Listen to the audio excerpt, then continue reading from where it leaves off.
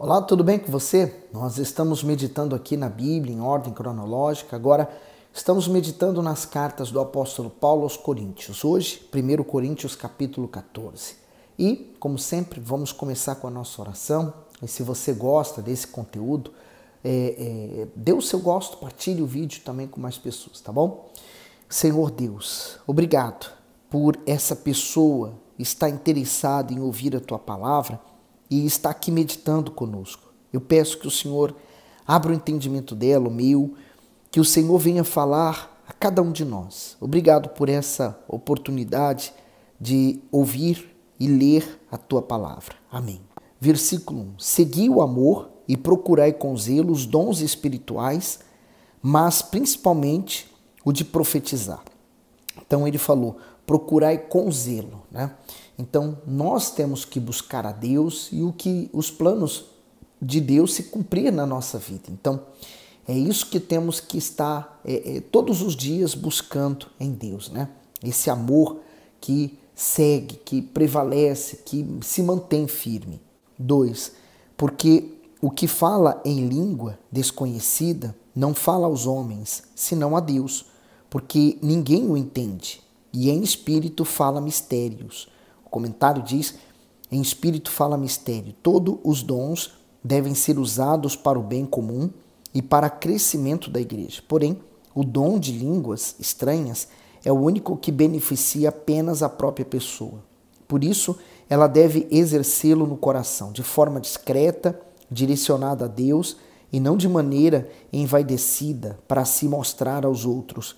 Esse ensino foi dirigido aos membros de Corinto, porque eles davam extrema importância a esse dom em detrimento dos demais. Além disso, o exerciam de maneira inconveniente, atrapalhando não apenas a ordem no culto, mas também o proveito espiritual das pessoas. Com isto, ficavam evidente a intenção de se exibir e não edificação pessoal. Logo, as Escrituras orientam que se não há quem interprete a língua desconhecida, não há motivo para praticar esse dom publicamente, uma vez que não haverá benefício para os ouvintes. Portanto, é de suma importância que haja discernimento espiritual para que a intimidade que o filho tem com o Pai, em oração, jejum e meditação na palavra, não seja desempenhada com a finalidade de chamar a atenção para si, mas tenha o propósito de receber a aprovação de Deus. E essa questão das línguas estranhas, muitas pessoas ficam tão preocupadas com ela que cria-se uma grande ansiedade em cima disso e atrapalha a ação, né? O desenvolvimento do Espírito Santo na vida daquela pessoa. O 3. Mas o que profetiza fala aos homens, para edificação, exortação e consolação. Comentário: profetizar significa pregar as Escrituras Sagradas e não fazer previsões acerca do futuro. É estar sob a direção do Espírito Santo para que, por meio da palavra de Deus, desperte a fé das pessoas e exorte sobre o pecado, o arrependimento e a vida eterna. Portanto, o dom da profecia é distinto, pois edifica o corpo do Senhor Jesus, que é a igreja. Com isso, entendemos que somente as Escrituras têm o poder de ativar a consciência para que esta tenha percepção das questões espirituais. Logo, a palavra precisa do intelecto para promover as boas escolhas, a nobreza de caráter, os pensamentos e os propósitos do ser humano. Por isso, podemos afirmar que fé não tem a ver com as emoções, e sim com o uso do raciocínio e do entendimento que nos foram dados pelo Altíssimo. E aí, essa questão é muito séria, né? Porque muitas pessoas aproveitam isso para fazer profecias, mas são adivinhações. Eu mesmo já atendi muitas pessoas aqui em Portugal que vieram, né, sem nada, absolutamente nenhum recurso financeiro, mas vieram com uma profecia que uma pessoa deu a ela: olha, você vai ser mandado para Portugal, você vai vencer lá, você vai ser uma pessoa próspera. E a pessoa vendeu tudo que tinha no Brasil, saiu do Brasil, veio para Portugal, e aqui, né, a diferença entre o real e o euro é muito grande, e a pessoa começou a viver na rua aqui, né? Mas era uma profecia. Eu tenho certeza, foi Deus que me enviou aqui. quer dizer, as emoções. A profecia vem da palavra de Deus. É Deus falando conosco. Por exemplo, quando ele diz assim, não temas, eu sou contigo. Então, eu creio que naquele momento está sendo profetizado Deus comigo. Mas como é que eu posso ter certeza que Deus está comigo? É a mesma certeza que eu estou com Ele, né? Garanta isso, que você seja com Ele. 4. O que fala em línguas desconhecidas edifica-se a si mesmo, mas o que profetiza edifica a igreja.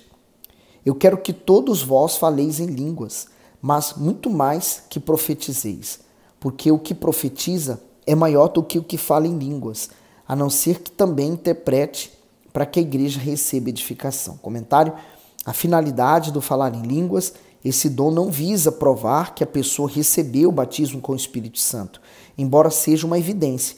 Também não serve para medir a espiritualidade de alguém. O maior objetivo de falar em línguas desconhecidas é a edificação espiritual da própria pessoa, ou seja, fortalecer a comunhão dela com Deus. Desse modo, ao exercitar esse dom, ela recebe encorajamento, temor e consolo por meio da ação do Espírito Santo. Portanto, a repreensão de Paulo aos coríntios não significava que a condenação do uso do dom, pois o próprio apóstolo também falava em línguas, mas sim um encorajamento para o uso de forma correta.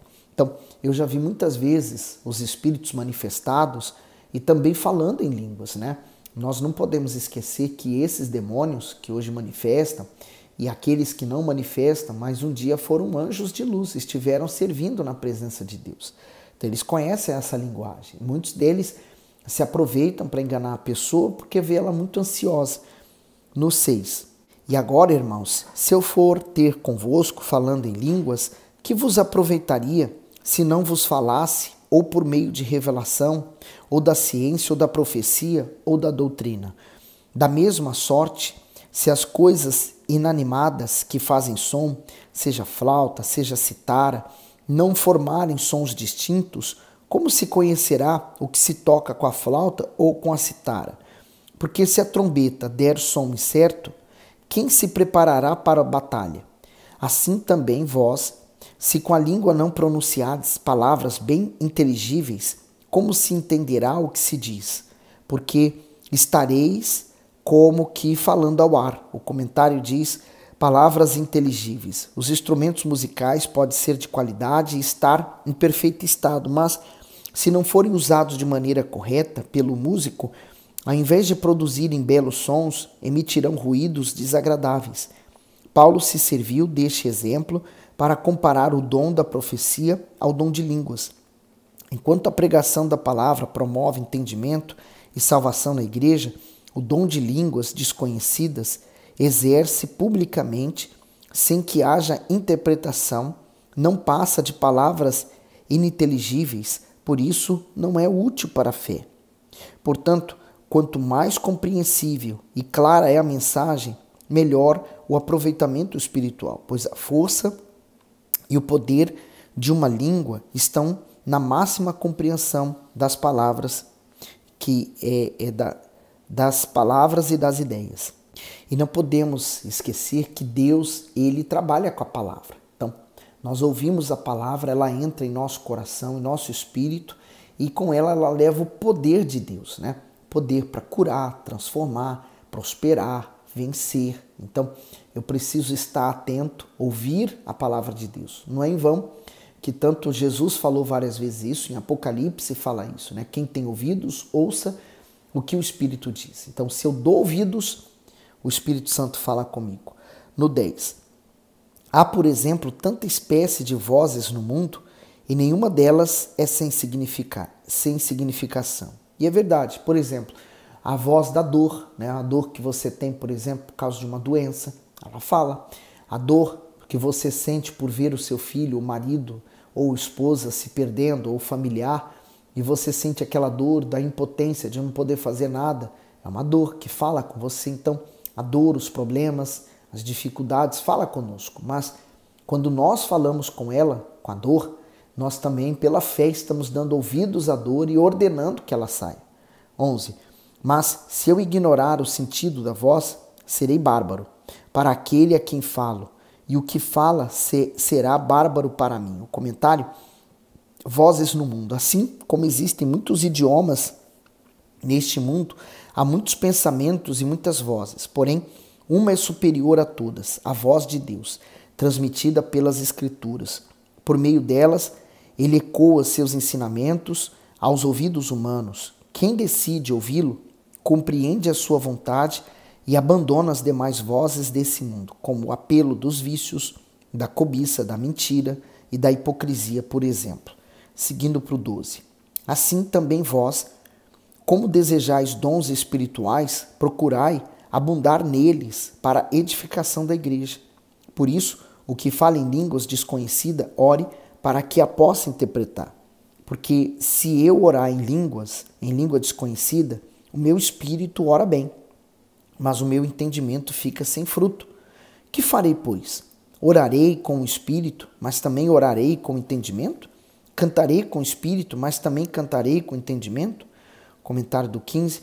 Orar com o espírito e com o entendimento. Para quem é salvo, nada é mais prazeroso do que se aproximar de Deus. Por isso, o momento da oração se torna único e especial. Dessa forma, Paulo exorta sobre a maneira correta de orar.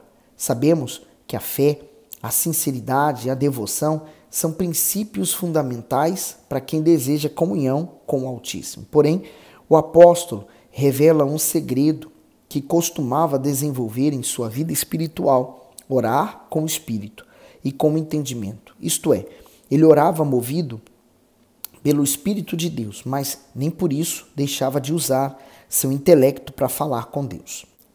E é um fato que nós podemos orar em qualquer momento, qualquer hora, em qualquer lugar, né?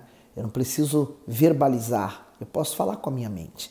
É claro que na igreja nós estamos num ambiente propício em que eu posso falar, né? Eu posso expressar na minha voz, nas minhas palavras, o que eu sinto, que eu quero falar, adorar, louvar, exaltar ao meu Deus. 16. De outra maneira, se tu bendisseres com o Espírito, como dirá o que ocupa o lugar de indulto? O amém sobre a tua ação de graças, visto que não sabe o que dizes. Porque realmente tu dás bem as graças, mas o outro não é edificado. Dou graças ao meu Deus, porque falo mais línguas do que vós todos. Todavia, eu antes quero falar na igreja 5 palavras na minha própria inteligência, para que possa também instruir os outros, do que 10.000 palavras em língua desconhecida. Então, lembra que ele mesmo falou, né? Falar em línguas, mas para que seja útil, né? Então, falar em línguas, né? Digamos, eu vou fazer uma reunião, mas falo toda a reunião em línguas estranhas, né? Qual é a edificação para aquilo, para a igreja? Nenhuma. Não há edificação, não vai ajudar ninguém em nada. 20. Irmãos, não sejais meninos no entendimento, mas sede meninos na malícia e adultos no entendimento. Então, veja que perfeito, né? Ele fala, meninos no entendimento. Quantas pessoas continuam ainda crianças com relação à palavra de Deus, né? Elas continuam fazendo coisas que já era para elas ter abandonado. Por exemplo, imagine uma criança de 10 anos que ainda usa fralda, né? Você vai achar normal? Não. Por quê? Porque nessa idade ele já sabe fazer as suas necessidades no lugar certo. Então assim são as pessoas que já estão anos na igreja, mas continuam engatinhando, continuam presas a coisas tão infundadas, né? Mas ele falou, sede meninos na malícia, né? Em ver as coisas com maus olhos. E nisso aí o diabo trabalha com força, né? E adultos no entendimento, quer dizer, percepção, né? Por isso que nós meditamos na palavra de Deus, porque ela nos dá esse entendimento. Mas as lutas nos faz provar aquilo que entendemos da palavra e pôr em prática. E aí nos amadurece na fé. 21. Está escrito na lei, por gente de outra língua e por outros lábios falarei a este povo, e ainda assim me não ouvirão, diz o Senhor.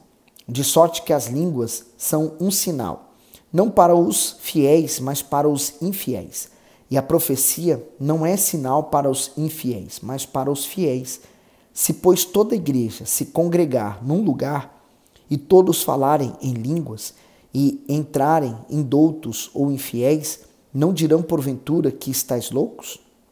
Mas se todos profetizarem e algum indouto ou infiel entrar, de todos é convencido, de todos é julgado. E, portanto, os segredos do seu coração ficam manifestos, e assim lançando-se sobre o seu rosto, adorará a Deus, publicando que Deus está verdadeiramente entre vós. Que fareis, pois, irmãos? Quando vos ajuntais, cada um de vós tem salmo, tem doutrina, tem revelação, tem língua, tem interpretação, faça-se tudo para edificação. E, se alguém falar em língua desconhecida, faça-se isso por 2, ou por quanto mais 3, e por sua vez, e haja um intérprete.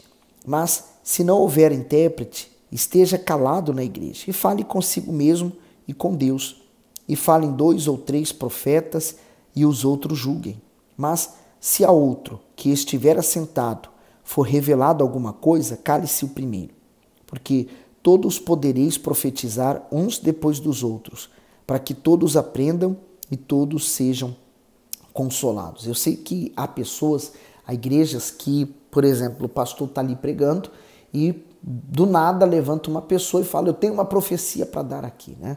E aí vem as tais adivinhações, né? As pessoas pegam esse texto aqui e aproveitam ele para falar, não, mas eu faço o que eu faço, está certo, né? Quando na verdade a profecia vem da palavra de Deus, não é adivinhações a respeito de nada e ninguém, né? Porque, por exemplo, um dia eu já servi o ocultismo e eu lembro muito bem, né, que tanto eu como minha mãe, nós íamos aos lugares onde se fazia adivinhações e a pessoa que estava do outro lado da mesa dizia, olha, vai acontecer tal coisa, vai acontecer isso, vai acontecer aquilo, tanto coisas ruins como boas. E muitas delas aconteciam. Por que acontecia? É simples, né? Qual era o mecanismo? E aí aquilo que, porque acontecia, nos fazia crer, mas é simples. Havia os demônios que atuavam em nossas vidas, destruindo ela. E aquela pessoa que estava adivinhando também tinha demônios que estavam lá atuando na vida dela e destruindo. Então os demônios que atuavam na nossa vida falavam com o demônio daquela outra pessoa, dizendo, olha, eu vou fazer isso acontecer, eu vou fazer aquilo outro acontecer e eu vou fazer aquilo outro. Então, nós pensamos, está adivinhando. Não, não é que está adivinhando. É que simplesmente os demônios têm planos. O futuro, ele não existe ainda, até chegarmos lá. Mas o futuro, nós temos que entregar a Deus. Então, infelizmente, essa questão de adivinhação, eu não acredito. Sinceramente, para mim, é uma mentira. Eu creio sim na palavra de Deus. Ela é a profecia que me abençoa, que me edifica, que me fortalece. É ela que me dá a direção. Por isso que na igreja o pastor prega, mas ninguém interrompe, porque ali o Espírito Santo está sendo conduzido pelo pastor a falar. Agora, se você viu uma má atitude, você viu um mau comportamento, você ouviu uma coisa que não condiz com o que está escrito, você deve procurar essa pessoa e falar com ela. É diferente. 32. E os espíritos dos profetas estão sujeitos aos profetas, porque Deus não é Deus de confusão, senão de paz, como em todas as igrejas dos santos. As vossas mulheres estejam caladas na igreja, porque não lhes é permitido falar, mas estejam sujeitas, como também ordena a lei.